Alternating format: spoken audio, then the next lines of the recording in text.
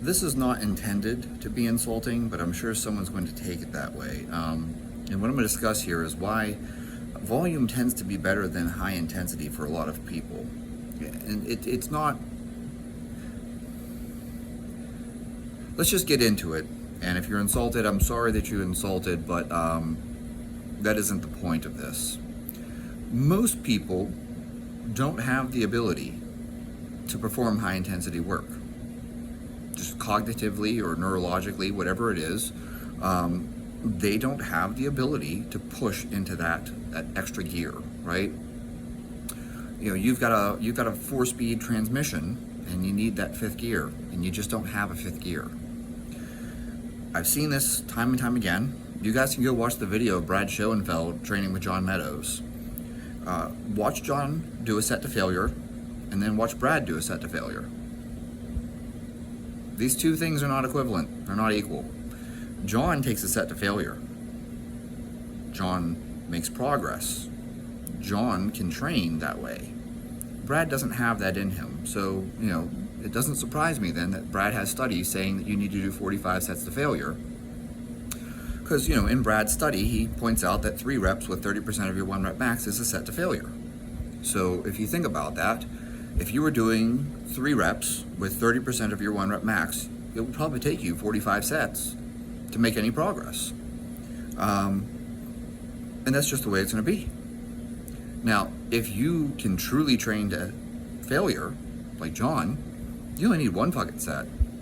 And this is the difference between like even Menser or Yates, right?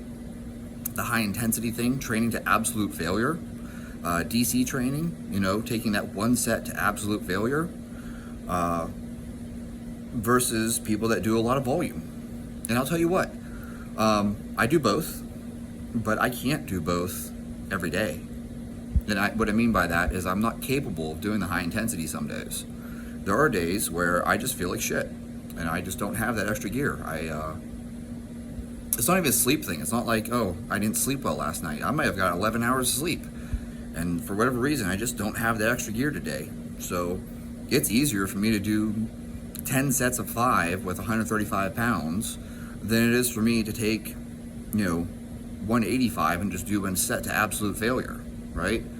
There are days where I, you know, go down to the basement and I'm like, I'm gonna squat today. I end up squatting 225 and I do 20 singles. I just don't have it that day. I just don't feel like it. I don't have that, I'm just gonna call it an extra gear. I just don't have that extra drive that day. But on another day, man, there's a day I walk out and I feel just fucking great. I'm just like, I'm in the zone. I'm super fucking focused. So I load up 225 in the bar and I squat it for 10 to 12 reps, front squats. I squat it for 10 to 12 reps and I am absolutely fucking fried. You know, the other day I did 225 bench press and I just did sets of 10. Why? Because I just didn't have it that day. That's not even a shitty set. That's a decent set, but it isn't a failure. And then, you know, on another day, I was feeling it. I was in the zone, so I loaded up 225 on the bar. I benched it for 18. I didn't get that 19th rep. I took it to absolute failure. But I can't do that every day. There are days where I just don't fucking have it. Mentally, I just don't have it. And so it's like, volume tends to work for a lot of people because they just don't have that extra gear. You know, if you follow me on IG, you've seen this thing where I just do like 20 sets of 3 pull-ups. I just keep chipping away.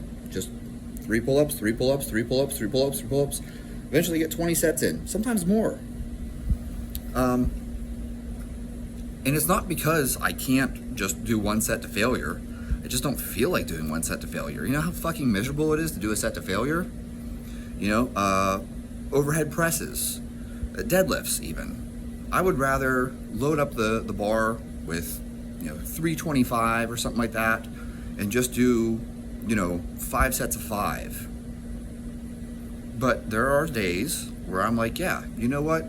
I'm gonna put 315 on the bar and I'm just gonna do as many reps as I possibly can in 1 set. And then when I feel like my back is absolutely fried and I got nothing left in posterior chain, that's my last rep. And it's a much faster workout, but I'm in the zone. And you know what it is to be in the zone. Like, you're just going. The same thing's true of like tempo runs versus running sprints.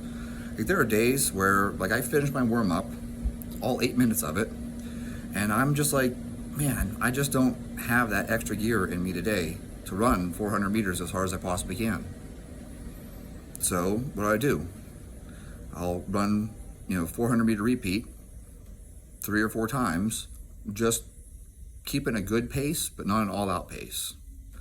On a day where I feel great, I'm going to go for that 400 meters and I'm going to try to set a PR. I'm going to give it 1, right? I've done 8 minutes worth of warm up. Okay, I've done, all these running drills and stuff like that I do.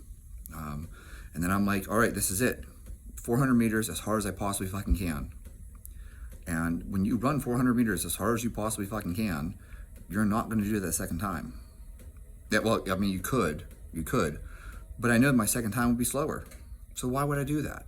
I'm not trying to practice running slow. So, crank that one out. Make sure it's under a minute. But then, if I do a second one, it's going to be like 1:15. Like, I can't do that twice. Same thing's true of like, sometimes I just put 135 on the bar and I just do doubles in the power clean. I'll do 10, 12 doubles. Easy day. But on another day, I'm like, yeah, I got it today. And I'll just go as heavy as I possibly can until I miss one. Okay. This is what I'm talking about with the high intensity versus volume. For a lot of people, and myself included, it's hard to do the high intensity shit. Like, you have to get into a certain mental state to do it. And I don't have that every day. There are days where I, start my power cleans and I'm just like, I do not want to go heavy today. Like, I just don't fucking have the pop. So I end up doing 10 doubles with 135 or something. Or maybe I do 10 singles with 155 or 165. Pounds here, folks. Gosh, I wish I was doing power cleans with 165 kilos, not doing kilos. Point being, then on a day where I feel good, okay, yeah, I might power clean 225 because I feel good that day. But you don't feel like that every single day. And that's why volume tends to work for a lot of people, is because they just don't have that extra gear, or at least they don't have that extra gear on a regular basis. I'll tell you, in a given week, 1, maybe 2 days do I have that extra gear. The rest of the days are just greasing the groove. I just come in, do the work, get it done. That's why I post things like doing 10 sets of 5 with, behind the neck presses or something. 10 sets of 3 front squat. It's not heavy, it's not hard. I'm just getting the volume in. I'm just getting the work done. And then randomly, once or twice a month, I'll go really fucking heavy because that's the day where I have it. I'm like, my knees feel good, my ankles feel good, my hips feel good, my back feels good. I'm going fucking heavy today. I mean, you gotta have it. You gotta have it all. You can't just have it. Like, there are days where mentally I am charged up and my back is fucked up or my hips are bothering me or whatever. Guess what? We're not going all out that day. Not because mentally I want to, right? Mentally, I'm like, I got it in me today. But my knees kind of feeling a little funky and I'm like, I don't want to push it. I don't want to blow something off. And then on another day, I don't have it mentally, but my knees feel great. And it's like, well, I guess I'm just going to put 185 on the bar and do a whole bunch of triples just to get it done, just get the work in.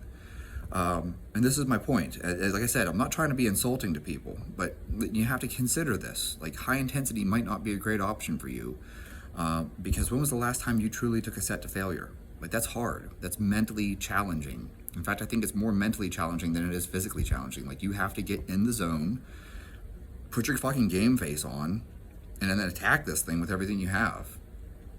And if you come into it, a lot of people quit because it feels hard.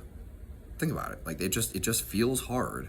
When was the last time you did a set of push-ups to true failure? Like, to the point where you could not get one more rep? That's hard. Like, mentally, that's really hard to push yourself into that place. But it's really easy for you to do 10 sets of 20 push-ups. Because mentally, it just doesn't have that same challenge. Physically, you'll be tired. But, like, mentally, it's just not the same game. And that's why volume tends to work better for a lot of people. Volume tends to work for a lot of people because they just don't have that extra gear, or if they do have that extra gear, it's infrequent. And so once in a while they take something to absolute failure, but they can't do it on a regular basis. Even if they're training only 3 days a week, they just might not have that extra gear because life happens. Most of us aren't professional athletes. We don't live in a bubble. We have inconsistent days. I work out at a different time every single day. Like the past month, I can guarantee there were no 2 days in a row where I worked out at 3 p.m. Like there were no 2 days in a row where I worked out at the same time. There are days where I had to split my session in half. There are days where I had to split my session into 4 15-minute sessions. Oh well, 4 15-minute workouts is still better than 0, okay? And that's what I'm trying to share with people, is that this is where, like, you have to consider the factors in your life. You may not be in a mental state to go to absolute failure. You may not be in a physical state to go to absolute failure. And that's why volume can be a better option for some people. And I'm not telling you one or the other. Like, it's not. Lee Haney made great progress, so did Dorian Yates. Paul Dillard made great progress, so did Ronnie Coleman. Like, I'm not someone sitting here being like, you have to be in this camp. This is the only way to train. No, both work. Look at Chico. Chico's a lot of volume. And it's a lot of volume at lower percentages. It works. But so does Conjugate. Conjugate works. Max out. You got your heavy day, and this is your max effort day. You're gonna go all out. Okay, that works too. Like, both of them work. There's more than one way for you to get strong. The number one most important thing for getting strong: be consistent. It's like I've said this before. What's the difference between the guys that set world records? 20 years. Fred Hatfield was. I always get these flipped. Donnie Thompson was in his 40s, and so was Fred Hatfield. I can't remember which one was 45 and which one was 47, but like, guys hit some of their biggest lifts in their 40s. That's interesting. You might want to think about that for a bit. What's the difference between looking like a bodybuilder? It's like 10 years of pushing rice and chicken around the clock and consistently lifting. You don't turn into a bodybuilder in 1 year of discipline.